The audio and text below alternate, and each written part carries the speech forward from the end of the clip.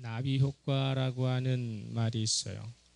브라질에 있는 나비의 작은 날개짓이 미국의 텍사스의 강력한 회오리 바람이 되는 토네이도를 일으킬 수 있는 원인이 될 수 있다는 것이죠. 이 원리는 MIT 대학의 기상학자 에드워드 로렌츠라고 하는 사람이 1961년 기상을 관측하다가 생각해낸, 발견해낸 하나의 논리고 과학 이론입니다.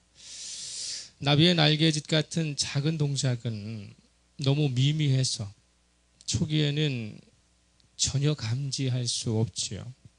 그렇지만 그로 인한 결과가 엄청날 수 있음을 설명하려 할 때에 쓰이는 것이 나비 효과라는 것입니다. 이 나비 효과가 점차 다른 학문에 경제학이나 사회학 등에 활용되면서 아무것도 아닌 것 같지만 아주 미세한 요인들에 의해 사회 현상은 크게 변동할 수 있음을 설명하는, 그래서 믿음도 마찬가지죠. 자신의 작은 미미한 생각과 미미한 행동이 처음에는 별거 아닌 것 같은데 그것이 자꾸자꾸 어떻게 됩니까? 엉뚱한 데로 가서 전혀 다른 결과를 만들어낼 수 있다라고 하는 것입니다. 성공, 실패를 좌우하는 원인들을 우리들이 분석을 해보게 되면 처음에는 대단한 차이가 나지 않아요. 아주 사소한 근소한 차이였던 것에 불과하지만은 전국에 가서는 엄청난 결과를 만들어내는 경우는 의외로 많다고 하는 것입니다. 나비 효과와는 좀 예가 좀 다르지만 작은 이미지 관련해서 단어의 적용이 적당하지 않음에도 불구하고 사회적으로 잘못 쓰여지는 단어가 오히려 정설로 될 때가 많습니다. 이 원래의 뜻은 전체에 대해 차지하는 부분이 아주 미세하다, 더 중요하지 않다, 아주 중요하지 않은 부분이라고 나타낼 때 쓰던 단어인데, 이 사소한 부분을 가리킬 때 야, 저것은 디테일해, 이렇게 된 거예요. 이 단어는 아주 사소한 부분이야, 중요하지 않아, 그래서 그것은 디테일한 거야, 이렇게 쓰이던 단어가 요새는 의미가 와전이 돼가지고 세부적으로 조목조목 자세하게라고 하는 뜻으로 바뀌어버렸어요. 그래서 이런 것이죠. 이 옷의 디자인은 매우 디테일해, 이렇게 되면은 그 옷의 세부적인 것까지 아주 꼼꼼하게 잘 만들었어, 이런 표현으로 들리는 것이죠. 또 어떤 사람이 텔레비전 프로그램에 나가가지고 자기의 논리를 주장하고 상대방의 논리를 논증을 할 때, 야, 저 사람의 논리는 아주 디테일해, 이렇게 말을 한다고요. 그러나 디테일이라고 하는 단어는 그런 단어가 아니에요. 전체 부분에서 아주 중요하지 않은 사소한 부분을 가리킬 때에 사소하다, 소심하다 라고 쓰는 단어를 디테일하다는 단어인데, 오늘 우리가 쓰는 단어는 야, 저 사람 디테일해 하면은 정말로 섬세하구나, 정말로 아주 작은 부분까지도 아주 집중하는구나 라고 하는 것으로 잘못 쓰여지고 있다고 하는 것이죠. 보잘것없이 사소하고 소심하다고 쓰여지는 단어가 다시 사람들이 어떤 한 사람의 표현이 잘못되어져 가지고 그것이 자꾸 쓰여짐에 따라서 꼼꼼하고 섬세하게 어떤 부분을 설명하는 쪽으로 단어가 완전히 바뀌어버리는 것이죠. 이것을 우리는 그것에 대해서 인터넷이 아무리 발달됐다 하더라도 그 단어를 쓰면서 내가 쓰는 단어가 정말로 그 의미가 그 표현하고자 하는 것에 적당한 것인가를 사전적으로 찾아본다든지, 자기가 말하려고 하는 것을 표현할 때에 갖다 쓰는 단어가 그것이 정확한지를 제대로 모르는 채 남이 쓰니까 그냥 사회적으로 그렇게 흘러가니까 그렇게 사용할 때가 많다는 것이죠. 믿음의 부분도 마찬가지예요. 믿음이라고 하는 것이 어디로부터 왔는가?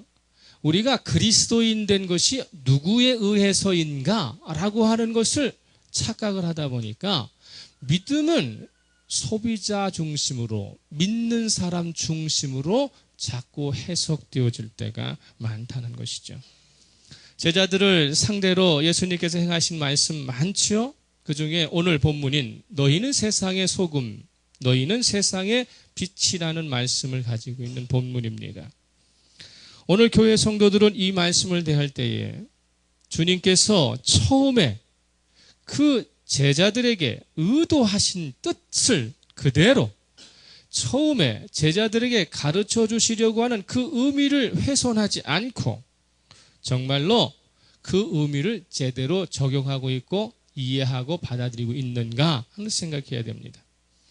서두에서 설명한 것처럼 나비 효과에처럼 아주 미세한 행동이 엄청난 다른 결과를 만들어내듯이 디테일이라고 하는 단어가 처음에 어떤 한 사람에 의해 잘못 와전되어져서 확산되면서 전체적으로 다른 의미로 전용되는 것처럼 우리가 지금 주님께서 너희는 세상의 소금이다, 너희는 세상의 빛이다 라고 하는 그 의미를 받아들였을 때에 주님의 처음 의도대로 우리가 의미를 해석하고 그것을 실생활에 적용하고 있느냐는 것입니다. 기독교는 물론 2000년이라고 하는 긴 세월 동안에 처지와 형편을 달리하면서 수많은 역사적 우여곡절을 겪어왔죠. 그렇기 때문에 말씀을 듣는 대상자들 또한 상황이 달라졌고 처음의 형편과는 너무도 다르고 변해도 너무 변한 상황에서 주님의 말씀에 응답하고 살아야 할 때 한 사람 한 사람이 듣는 청중의 이 미세한 태도의 변화가 점차적으로 다른 결과를 만들어내지는 않았는가를 생각해야 한다는 것입니다. 주님께서 제자들을 가리켜 너희는 세상의 소금, 세상의 빛이다 이렇게 단정적으로 말씀하시는 이유는 제자가 된 사람은 세상의 소금과 세상의 빛으로서의 감당해야 할 기능 또는 역할에 있어서만큼은 동서고금은 물론 어느 시대와 세대를 구별하지 할 필요 없이 유일하게 한결같은 뜻으로 이해해야 할 필요성이 있다는 것입니다. 그래서 주님께서는 이것을 설명하시기 위해서 천지가 없어지기 전에 율법의 1.1획도 결코 없어지지 아니하고 다 이루리라고 하는 말씀을 뒷부분에 갖다가 말씀하시는 거예요. 율법이라고 하는 것은 불완전한 모세라고 하는 사람에게 하나님께서 전달해 준 하나의 명령이에요. 불완전한 사람에게 하나님의 명령을 제시하시면서도 이 율법은 천지가 없어지기 전에, 천지가 없어진다는 건 뭐예요? 새로운 세상이 오기 전에 주님이 이 세상 다시 새롭게 하시기 전에 그 뜻이에요. 주님이 재림하시기 전에는 율법의 1.1획도 변하지 않는다라고 말씀하셨다면 율법을 만들어내시고 세상을 창조하신 하나님의 말씀은 결탄코 시대와 상황을 따라서 변질되거나 변하지 않고 유일하게 오직 주님의 처음 의도대로 전달되어야 되고 그렇게 살아야 한다라고 말씀하시는 것이죠. 그렇기 때문에 세상에서 소금이라고 하는 세상의 빛이라고 하는 이 소금과 빛이 차지하고 있는 세상에서의 위치와 기능이 그 어떤 것보다도 중요하고 큰 것처럼 예수님의 제자가 이 세상을 살아가는 가운데 속에서 해야 할 기능과 역할은 상당히 중요하다라고 말씀을 하시는 것이죠. 지금은 어디에서나 흔하게 돈만 주면 살 수 있는 것이 소금이잖아요. 그러나 한두 세기 전만 해도 이 소금을 백색의 황금이라고 일컬어질 정도로 이 소금은 아주 귀한 대접을 받았어요. 봉급을 뜻하는 셀러리맨 할 때 이 셀러리가 이 소금으로 봉급을 받았던 로마 시대에서 유래했죠. 그래서 우리가 셀러리맨이라고 할 때 뭐라는 게 봉급주의자, 봉급자라는 뜻이잖아요. 남의 일을 대신 해주고 아니면 남이 시킨 일을 내가 해서 그 대가를 받는 것을 봉급이라고 하잖아요. 그렇듯이 국가의 일을 감당하고 국가로부터 지급받았던 것이 소금이에요. 그 정도로 이 소금은 salt라고 하는 SALT에서 살이라고 하는 이 살이라고 하는 셀러리맨 할 때 이것은 매우 중요했기 때문이죠. 그 시대에. 그런 것처럼 우리나라의 경우에 소금의 어원을 우리가 이렇게 추적을 해보면 농경 문화에서 절대적으로 필요했던 것이 뭐예요? 소죠, 소. 소우자에서 소자예요. 그래서 소우에서 소를 따오고 금처럼 매우 중요하다고 해서 금이에요.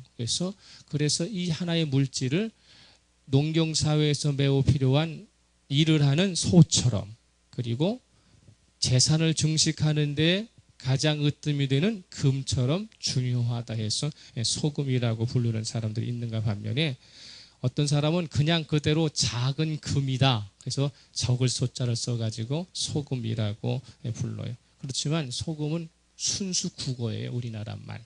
그렇기 때문에 소금을 가리키는 한자어는 염자라고 하는 단어가 있어요. 한자로는. 그렇듯이 일생생활 가운데 속에 중요한 것이 소금이죠. 인간을 포함한 포유류는 반드시 소금이라고 명명된 염화나트륨을 섭취해야만 생존할 수 있습니다. 염화나트륨은 호흡, 소화 기능에 작용을 돕는 것이기도 하고요.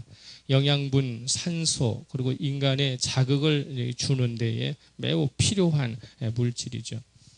건강한 성인 안에는 250g의 소금이 있다고 그래요. 250g의 소금이 염화나트륨이 있어서 그것을 소진하기 때문에 그래서 보충해야 하기 때문에 이 소금은 생명에 매우 필요한 것입니다. 일정량을 계속적으로 공급받지 못하면 안 되는 것이죠. 사람이 유목하고 이동했던 시대를 벗어나서 정착 생활을 할 때에 야생동물을 자신의 집에서 기르는 것을 가축이라고 그러잖아요. 가축을 만들 때, 소도 옛날에는 야생동물이었고 다 모든 게 야생동물이었잖아요.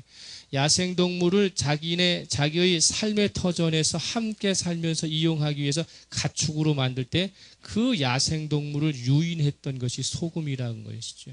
그래서 이 동물들이, 야생동물들이 자기에게 소금을 제공해주는 사람 곁에, 그 집 곁에 머물게 되면서 사람의 습성이 어떻게 해요? 함께 되면서 가축이 되었다고 하는 설이 아주 유력한 설입니다.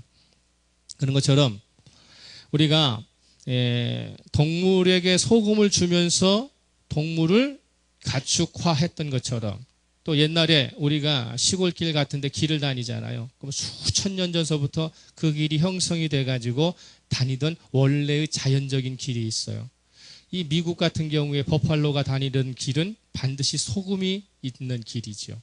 그래서 동물이 만들어낸 길을 쫓아가다 보면 그 끝에는 반드시 소금이 생산되는 곳이 있었다 할 정도로 인류의 최초의 사람들이 만든 길은 사람이 개척해서 만든 길이 아니라 동물들이 그 길을 소금 찾아 다니다가 만들어낸 형성된 그 길에 사람들이 그 끝에 가보니까 뭐가 있다는 거예요? 소금이 있어서 그때 거기에 마을을 형성했다고 하는 것이죠. 그래서 미국 같은 것들 솔크레트시라고 하는 시도 있고 여러 가지도 있죠. 그런 것들 마찬가지인 것입니다. 그런 것처럼 소금은 또한 세계 역사를 굵직굵직하게 변경시키고 변화시키는 데에 아주 중요한 역할을 했어요. 소금은 그 때문에 한자를 찾아보게 되면은 여기에 권력이 들어있다라고 하는 뜻이 있어요. 이 소금 염자 안에 중국의 당나라의 같은 경우에는 중국 당나라 같은 경우는 국가 재정의 반을 소금 무역으로 충당할 정도로 소금은 매우 국가 재정에 필요했던 것이고요. 중국에 지금도 250km 이상의 만리장성이 쌓아져 있고 만리장성이 있잖아요. 그 만리장성을 쌓는데 재원이 소금 무역을 통해서 재정을 충당해서 만리장성을 쌓았을 정도이고 시민의 절대적 혁명을 통해서 참여해서 일어났던 프랑스 혁명도 단초가 된 것은 황실이 너무도 사치에 빠져서 사치, 이게 황실의 재정을 채워주기 위해서 일반 시민을 대상으로 소금세를 올리기 때문에 소금세가 너무도 급등한 것에 반발해서 일어난 혁명이 프랑스 혁명이에요. 1789년에. 그만큼 소금은 사람의 개인적으로 인체에도 매우 중요하지만 역사를 좌우했던 그러한 물질이기도 합니다. 그래서 소금은 유대 문화에서도 성경에서도 자주 언급하고 있는, 그래서 이 소금을 가지고 상징성을 구약의 시대에서부터 계속적으로 표출을 하고 있죠. 그래서 아까도 얘기했던 것처럼 첫째, 소금은 인간의 삶을 어떻게 합니까? 유지하는 데, 없어서는 안 되는 필수 요소라는 것이고, 두 번째로는 소금은 어떻게 합니까? 방부제 역할을 하죠. 썩지 않게 한다는 것이고요. 세 번째로는 맛을 내는데, 미각을 형성하는데 제일 중요한 기준이 소금이에요. 네 번째로는 치통과 같은 인체의 고통을 완화시켜주는 치료제로 쓰이는 것이 소금이고요. 우리가 잘 알고 있는 유대인은 제사와 관련한, 종교와 관련해서 부정을 씻어내고 하나님과의 약속을 어떻게 합니까? 아주 튼튼하다고 영원한 언약을 표출할 때에, 순결한 희생을 이야기할 때에 소금을 쓰기도 하죠. 13절 봅니다. 너희는 세상의 소금이니 소금이 만일 그 맛을 잃으면 무엇으로 짜게 하리요? 후에는 아무 쓸데없어 다만 밖에 버려져 사람에게 밟힐 뿐이니라. 이렇게 됐어요. 이 말씀을 주님께서 제자들에게 말씀하셨을 때에 소금의 이야기를 하게 되면 그 당시에 제자들은 소금이 어떠한 기능을 하고 어떠한 역할을 하고 어떤 유용성이 있겠구나 라고 하는 것을 직간접적으로 알기 때문에 주님의 말씀에 그대로 이해가 될 수 있었다는 것이죠. 소금의 대표적인 기능, 이 성경에서 이야기하는 대표적인 기능은 주님께서 말씀하시려고 하는 대표적인 기능 두 기능이에요. 맛을 내는 것과 그리고 뭡니까? 부패한 것을 방지하는 것이죠. 제자들을 가리켜서 너희는 세상의 소금이다 정의하실 때에 강조하신 것은 그 중에 하나가 뭡니까? 맛을 잃어서는 안 된다 하는 것입니다. 소금은 맛을 잃어서는 안 된다. 그런데요, 소금은요, 염소 원자와 나트륨 원자가 이온으로 결합한 화학 물질, 완전한 화학 물질이에요. 좀 더 유식하게 얘기하면 소금은 분자가 없어요. 이온의 연결이기 때문에 변질될 가능성이 없습니다. 정상적인 상태에서는 소금이 맛을 잃을 가능성이 전혀 없어요. 그런데 고대 세계에서는 좀 달라요. 고대 세계에서는 대부분 사용하던 소금이 바닷물을 정제한다든지 아니면 증류해서 아주 추출하는 것이 아니라 염분이 있는 늪지에서 그냥 걷어내는 것이죠. 걷어내는 것이고, 그 다음에 땅 속에 묻혀있는 암염을 캐낸 것이기 때문에 이 정지할 기술이 없었어요. 그러다 보니까 땅 속에 묻혀있는 암염을 캐다가 보관을 하게 되면은 이 염화나트륨의 염소와 이온의 원료가 먼저 물에 녹아버려요.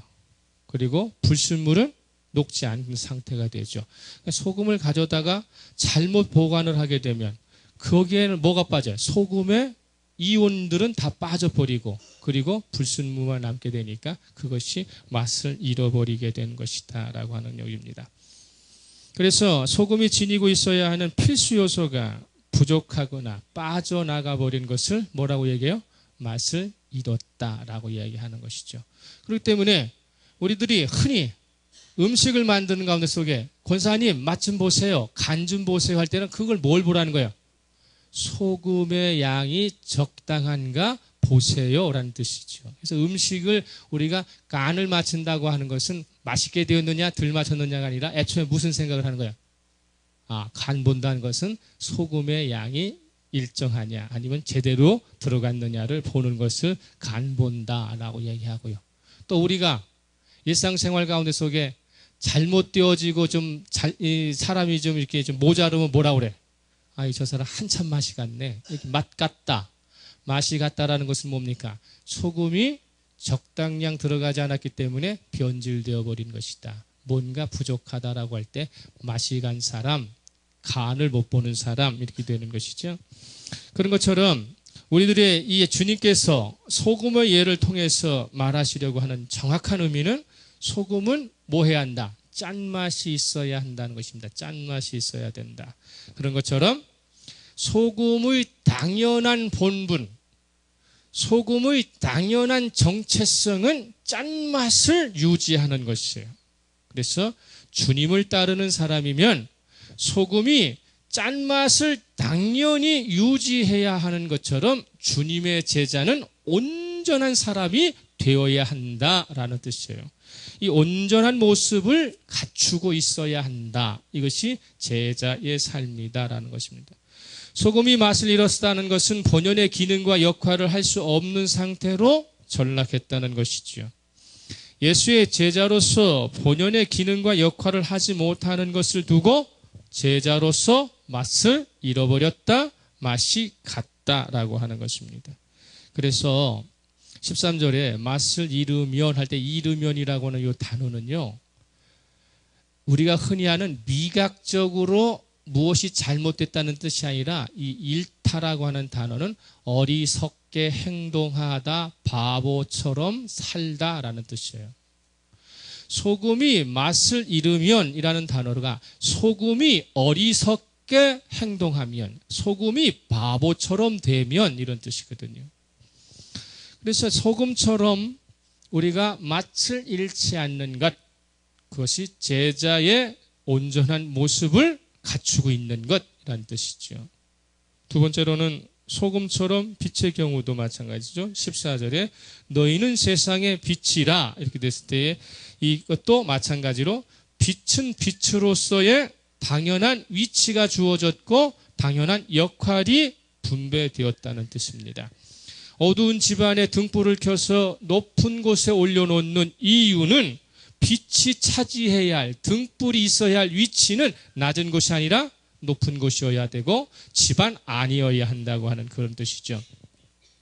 맛을 잃은 소금은 쓸데없는 것이 되는 것처럼 제 역할을 하지 못하는 빛도 감추어져 버린, 감추인 등불이 되어버려서 제 역할을 온전히 감당하지 못하는 것이다라는 것입니다. 소금과 빛의 은유는 제자들이 자신에게 주어진 위치와 역할을 온전히 행하는 것을 목적하고 있어요.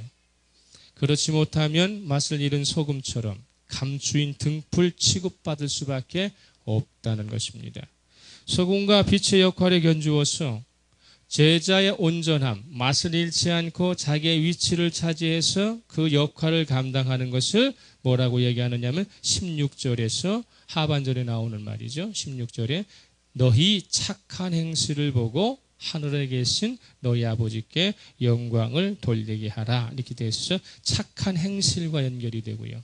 착한 행실과 연결이 되고 온전한 모습은 곧 무엇으로 드러난다? 착한 행실로 드러난다.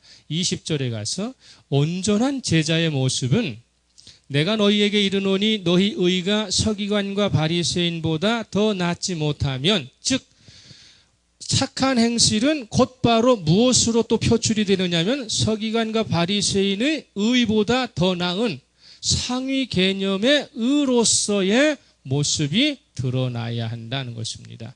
법률 위에 헌법이 있는 것처럼 서기관과 바리새인의 의는 법률에 불과하다는 거예요. 그것을 능가한 상위 개념이 뭐다? 헌법의 개념처럼 착한 행실의 온전한 모습은 곧바로 뭐다? 서기관과 바리새인의 의보다 더 나은 의로움으로 표출되어야 한다라고 이야기를 하는 것입니다. 그렇기 때문에 소금과 빛은 그러면 어떻게 소금의 역할을 감당하고 빛의 역할을 감당할 것입니까? 라고 이야기할 때에 이 소금의 역할과 빛의 역할의 기능은 여기서 잘 들어야 돼요.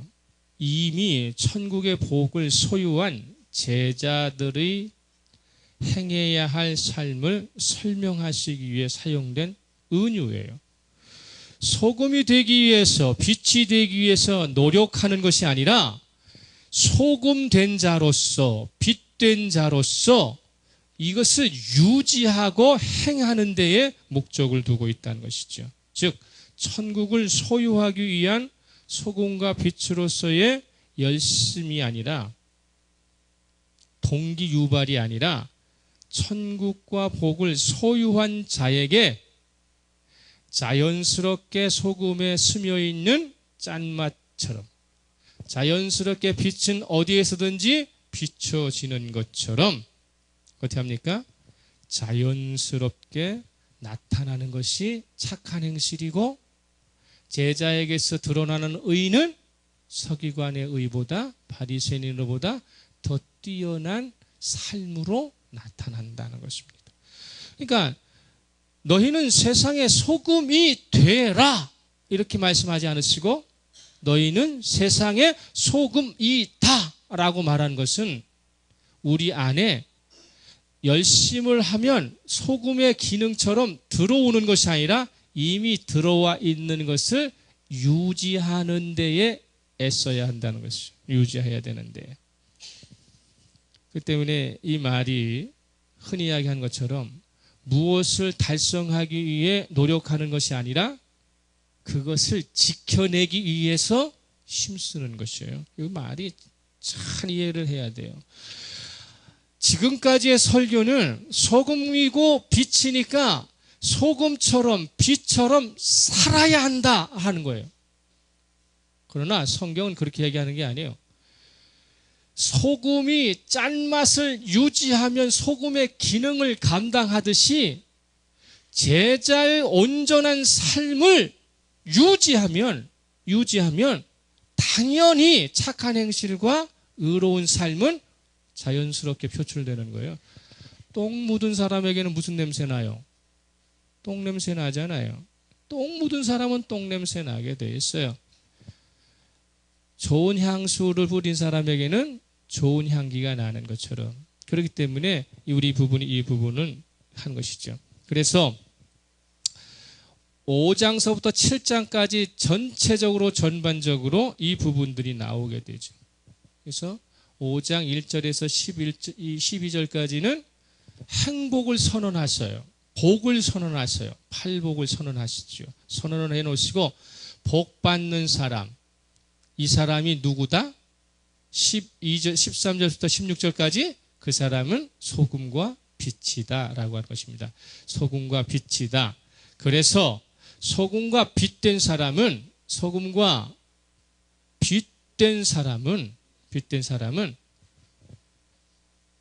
하나님께서 부르시는 것이기 때문에 하나님께서 우리에게 어떻게 하십니까? 주어지신 것, 복을 주신 것이기 때문에 천지가 없어지기 전에는 변하지 않은 불변적인 상황이라는 것이죠. 불변적인 상황이라서 이 불변적인 것을 우리가 어떻게 됩니까? 유지하려고 노력해야 된다는 그 뜻을 가지고 있어요. 그래서 5장 21절서부터 7장 27절까지 그래서 그것을 조목조목 제자된 삶, 예수의 제자된 사람의 삶은 이렇게 사는 것이다라고 하는 것을 조목조목 이전의 교훈과 대비해서 설명을 계속적으로 길게 설명을 하시는 거예요. 주님이 우리를 부르시는 것은 불변적인 거예요. 가변적인 게 아니라는 거예요. 그렇기 때문에 내가 복을 받고 천국에 들어갈 것은 당연한 것인데 그걸 유지하지 못하면 탈락할 수 있다는 거예요. 이 의미가 깊은, 열심히 노력해서 들어가는 것이 아니라 이미 주어진 것을 유지해야 하는 것이라는 것이죠. 그건 불변적인 상황이라는 것이죠. 이것을. 그래서 그때의 제자들이 주님의 이런 새로운 개념의 말씀을 듣고 놀래버렸죠. 그래서 7장 28절에서 29절에서 말씀을 하시는 거예요. 7장 28절에서 29절에서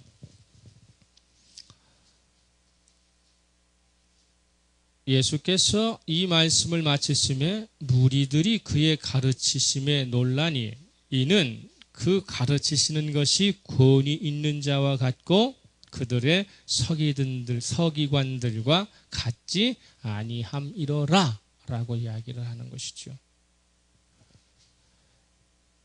우리의 신앙은 성경대로 믿어야 제대로 된 신앙이죠.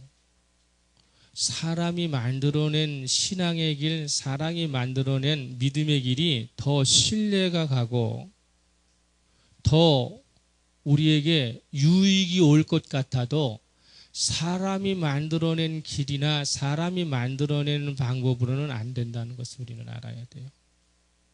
그런데 오늘날까지 우리들의 믿음을 되돌아볼 때에 성경이 만들어주고 성경이 지시하시는 믿음의 길을 간 것이 아니라 어떤 특출한 목회자의 말 한마디, 어떤 철학자의 어떠한 사상가가 만들어낸 믿음의 길은 이런 것이다, 신앙의 길은 이런 것이다라는 것을 가르쳐 준 것을 따라갈 때가 너무도 많았다는 것입니다. 그러다 보니까 오늘날 2000년 기독교 역사를 가려본 가운데 속에 그들이 가르쳐 준 그 길로 갔던 사람들이 아니구나, 이거 잘못된 것이구나 하는 것들이 지금 세상에서 증명되고 있는 것이죠. 소금과 빛의 예는 처음 주어진 기능을 상실하면 처음의 수준으로 회복할 가능성은 매우 어렵다는 것입니다. 어떤 소금이 짠맛을 잃어버렸어요. 그러면 짠맛을 잃어버린 그 소금이 처음의 순도로 다시 회복할 가능성은 전무합니다. 없어요.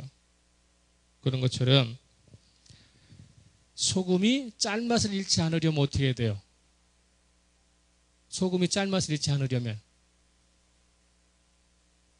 짠맛을 잃지 않으려면요, 자기가 보관하는 장소가 그 맛을 잃지 않는 환경이 되도록 해야 돼요. 그 방법밖에 없어요. 소금은 짠맛을 잃어버리면 밖에 버려져 버리는 것이죠. 그렇기 때문에 제자의 온전함은요, 어디서 오느냐? 착한 행실을 날마다 실천함으로써 온전함을 유지할 수 있는 것이죠. 착한 행실을 실천하지 않으면 그 사람은 제자의 온전함을 유지해 갈 수 없는 것이죠. 자, 가난한 사람을 도와주고 나보다 부족한 사람을 도와주는 것은 내가 복받기 위한 것이 아니에요. 복은 누가 줍니까? 하나님이 주시는 거예요.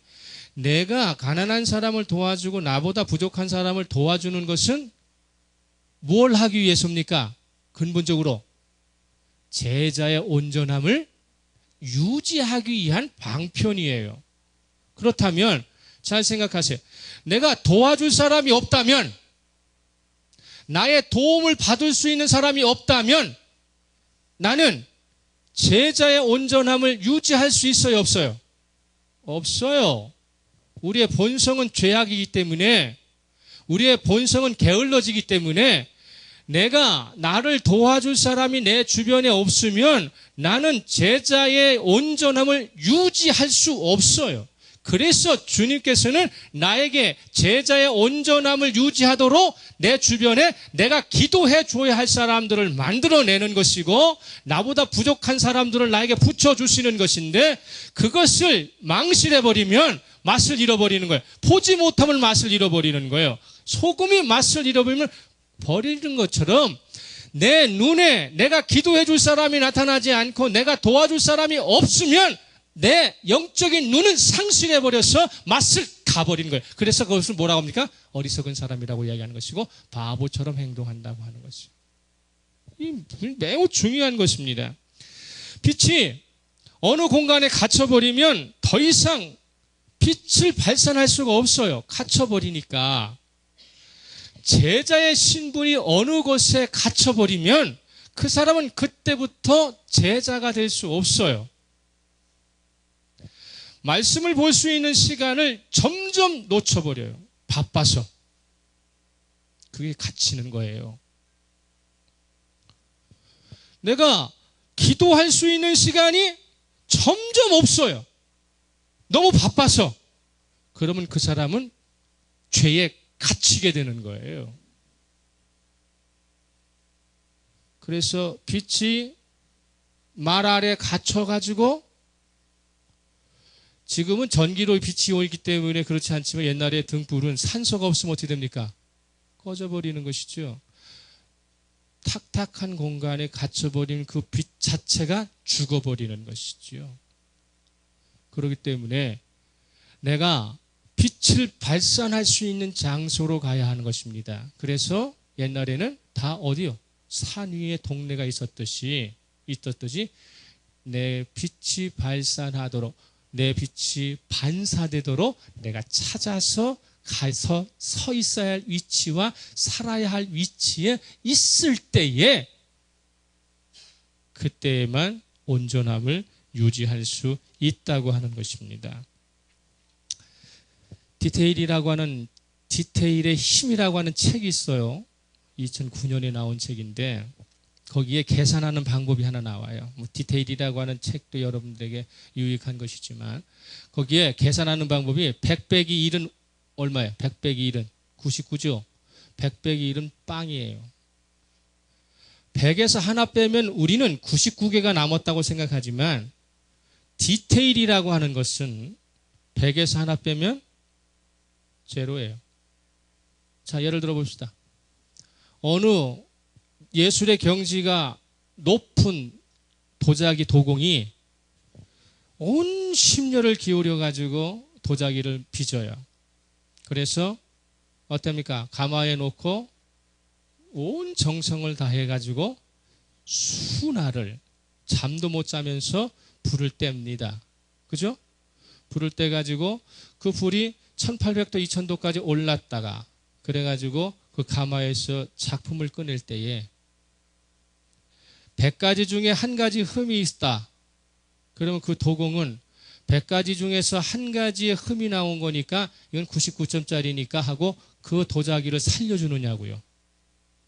도공의 눈에 100가지가 잘 됐지만 한 가지 흠이 생기면 도공은 즉시 망치를 들어서 깨버려요. 왜 그런 겁니까? 자기의 예술의 경지를 어디까지 유지하기 위해서 100% 100으로 유지하기 위해서 100에 100이 되지 않는 완전하지 못한 것은 자그마한 하나의 티가 있어도 깨버리게 되는 것입니다. 마찬가지로 그리스도인에게 있어서의 도덕과 윤리적인 면뿐만 아니라 여타 많은 좋은 점들이 그 사람에게서 발견된다 할지라도 그 사람의 삶 속에 예수의 말씀이 자꾸 희석돼 버리면 그 사람은 다른 것은 다 잘하니까 이것만 하나 부족합니다가 아니라 하나님 앞에 그 사람은 99점짜리가 아니라 빵점이 될 수 있다는 사실을 우리가 기억해야 한다는 것입니다. 그렇기 때문에 예수님 당시에 평범한 백성들이 서기관과 바리새인의 의에 대해서 아무렇지도 않게나 평가했어요. 우리가 흔히 이야기하는 오늘날의 어떤 그런 정부 고위직의 공무원들이 가지고 있는 윤리지능이나 우리나라의 장관들을 할 때에 청문회 할 때 그 기능 수준밖에 안 봐요? 누가복음 18장 12절에서 이 서기관과 바리새인들이 하는 얘기가 뭔 줄 아세요? 나는 일회에 2번씩 금식하고 소득의 11조를 꼭 드립니다. 이렇게 되어 있어요. 일주일에 2번 금식을 해요. 그러면 그 사람이 누구를 위해서 금식하는 겁니까? 자기만을 위해서 금식하는 거 아니에요. 그들이 가르치는 모든 사람들을 위해서 기도하는 거고 민족과 모든 것을 다 위해서 기도하는 거예요. 그런데 일주일에 2번 금식하고 어떤 것 부분에서도 꼭 11조를 하는 그러한 그 사람의 의에 대해서 서기관과 바리새인들의 의에 대해서 주님께서는 한마디로 일갈하시는데 그게 마태복음 23장 23절에서 뭐라고 말씀하시느냐면 마태복음 23장 23절에서 뭐라고 말씀하시느냐면 화 있을진저 외식하는 서기관들과 바리새인들이여 너희가 박하와 회양과 근처에 11조는 들이되 율법의 더 중한 바 정의와 국률과 믿음은 버렸도다. 그러나 이것도 행하고 저것도 버리지 말아야 하니라. 이렇게 말씀하시면서 외식하는 놈들이다 라고 얘기한다는 것이죠. 신앙의 믿음이 나의 온전함을 유지하기 위하여 가난한 사람을 돕고 여타 어떠한 선한 행위를 함으로 인하여 자신의 온전함을 유지하기 위한 목적이 아니라 여타 하는 것들을 통해서 내가 복받으려고 하는 이기심을 갖게 되고 잘못 적용시키면 그것은 외식하는 것이다 라고 주님 말씀하시면서 서기관들이 잘못 살아서가 아니라 바리새인들이 잘못 살아서가 아니라 그 사람들의 공의는 하나님 보시기에는 외식이다 이렇게 얘기하는 거예요. 그러면서 지금 막 부른 제자들에게 말씀하시는 게 뭐예요? 너희가 서기관과 바리새인의 의보다 더 낫지 못하면 결코라는 말을 여기다 쓰셨어요. 5장 20절 보세요. 내가 너희에게 이르노니 너희 의가 서기관과 바리새인보다 더 낫지 못하면 결코 천국에 들어가지 못하리라 이렇게 되어 있어요. 자, 여기서 보세요. 그러면 나 스스로가 나의 능력으로 서기관과 바리새인의 의보다 더 나은 의를 살 수 있어요? 절대로 없어요. 내 안에 누가 살아계시면 돼요? 예수 성령이 계시면 돼요. 그래서 주님 말씀하시는 거예요. 인간의 힘으로는 안 되는 것이다. 너의 온전함을 유지하기 위하여 착한 행실을 힘쓰는 것은 누구를 의지해야 한다? 하나님을 의지해야 한다라고 하는 것을 말씀하시고자 하시는 거예요. 그래서 우리를 부르시는 이유 자체가 하나님이 우리의 삶을 통해 선하신 역사를 이루시기 위한 사랑에서 기초되기 때문에 우리가 믿음이라고 하는 것을 자의적으로 자신이 길을 만들어 놓으면 안 된다는 것이죠. 죄송스러운 말씀이지만 예배는 하나님을 위하여 드리는 거예요. 우리를 위해서 드리는 것이 아니라. 그런데 많은 사람들은 착각해요. 나를 위해서 예배를 드리니까 내 마음대로 할 수 있는 거예요. 아프면 안 나오고 뭐 하면 안 되고 뭐 하면 안 되면 안 되는 거예요. 예배를 그렇게 보는 거예요. 이 삶이 예배는 하나님을 위한 것이기 때문에 기준이 누구여야 돼요? 하나님이 기준이 되어야 하는 것이죠. 대한민국이든 어떤 교회든 간에 예배가 사람의 기준으로 보게 되면 그것은 서기관의 의와 바리새인의 의보다 자꾸 기준을 그렇게 잡는 것이죠. 그것이 아니라는 것입니다. 그래서 주님은 산상수훈을 통해서 우리에게 말씀하시는 게 뭐냐면 마태복음 6장 33절 우리가 너무도 잘 알고 있어요. 마태복음 6장 33절에 뭡니까? 너희는 먼저 그의 나라와 그의 의를 구하라. 그리하면 이 모든 것을 너희에게 더하리라. 이렇게 약속하셨거든요. 예수의 온전함을 유지하는 방법은 이제 가르쳐 주시는 거예요. 뭘 하라? 그 나라와 그의 의를 구하라.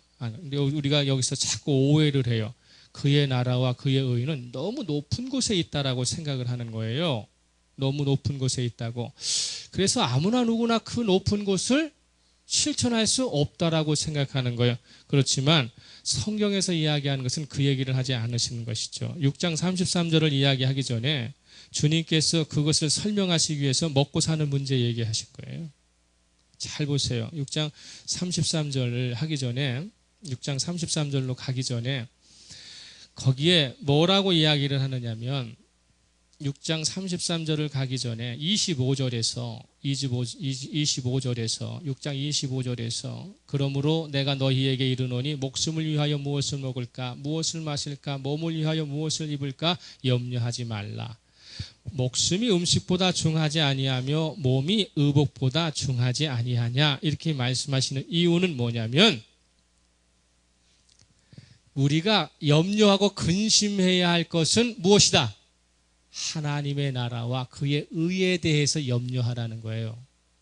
그러면 오늘을 살고 내일을 살면서 내가 실생활적으로 먹어야 하고 입어야 하고 살아야 하는 염려는 누가 해결해 주시겠다는 거예요? 하나님이 해결해 주시겠다. 그래서 어떻게 합니까? 위치가 바뀌는 것이죠.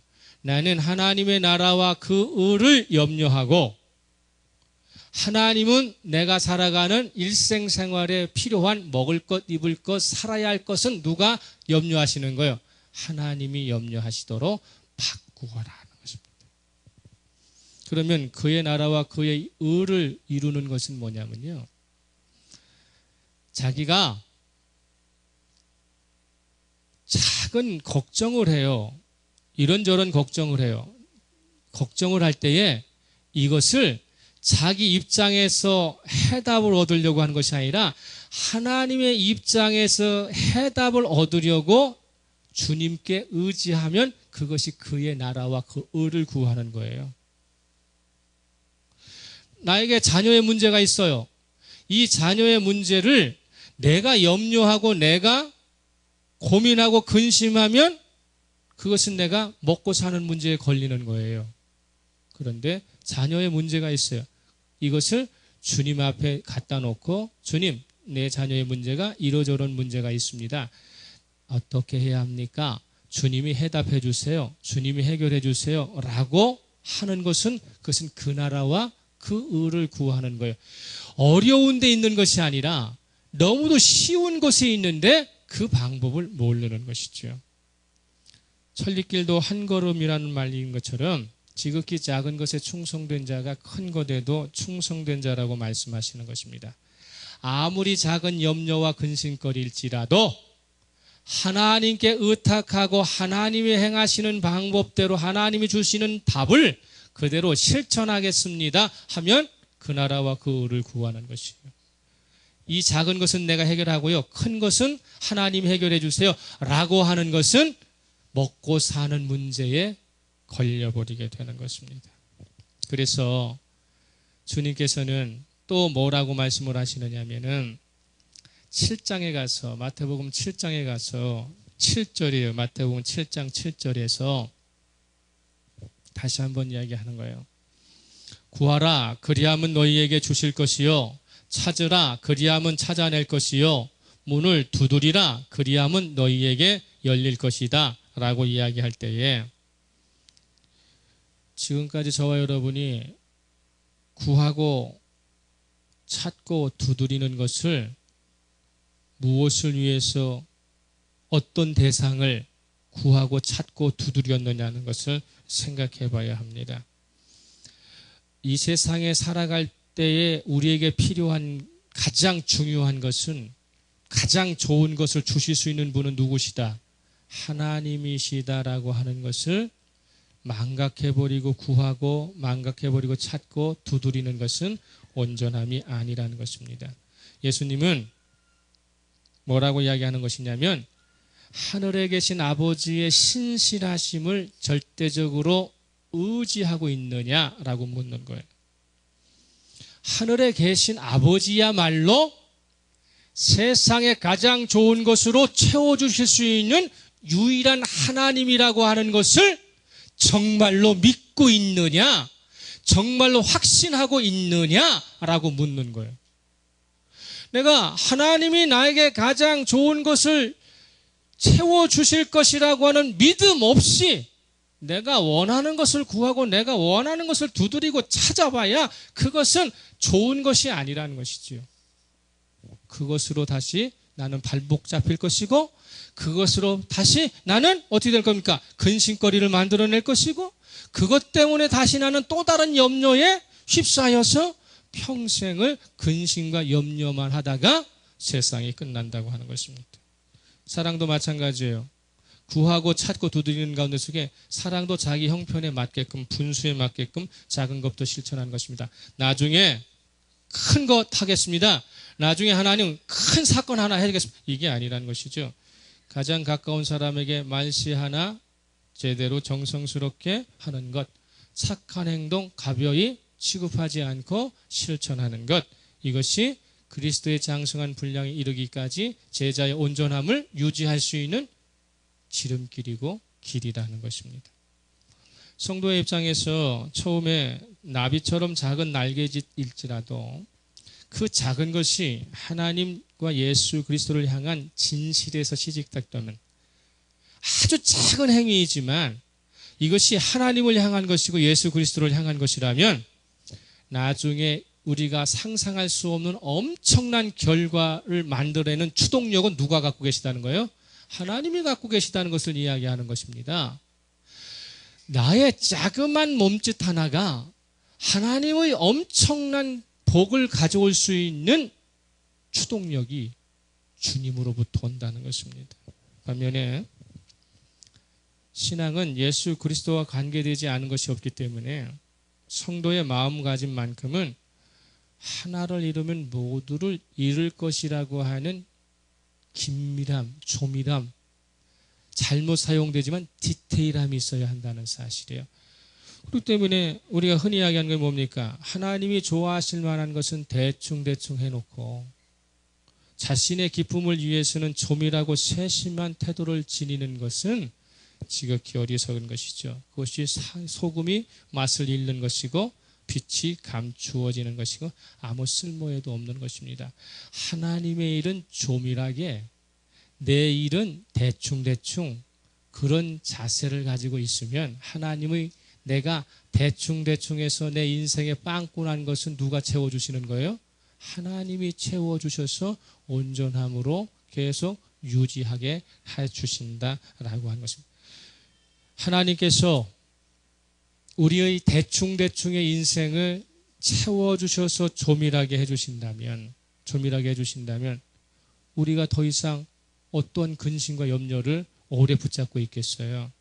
우리의 신앙의 자세 속에 너희는 소금이다, 너희는 세상의 빛이다 라고 우리에게 말씀하셨을 때에 그때에 온전함을 유지하기 위하여 행하는 착한 행실에 하나님이 보고 계시다고 하는 사실, 내가 오늘도 선택하는 이 하나하나의 선한 것들이 서기관의 의보다 바리새인의 의보다 더 나려면 하나님의 입장에서 그 나라와 그 의를 구하고 그리고 구하고 찾고 두드리는 부분에 있어서 이것이 하나님을 위한 구하고 하나님을 위한 두드림이었는가를 생각하면서 우리는 좀 더 디테일하게, 좀 더 조밀하게 자신의 신앙을 되돌아보아 하나님 앞에 서야 할 책임이 우리에게 있다는 것이죠. 왜? 우리는 이미 하늘의 복과 천국을 어떻게 합니까?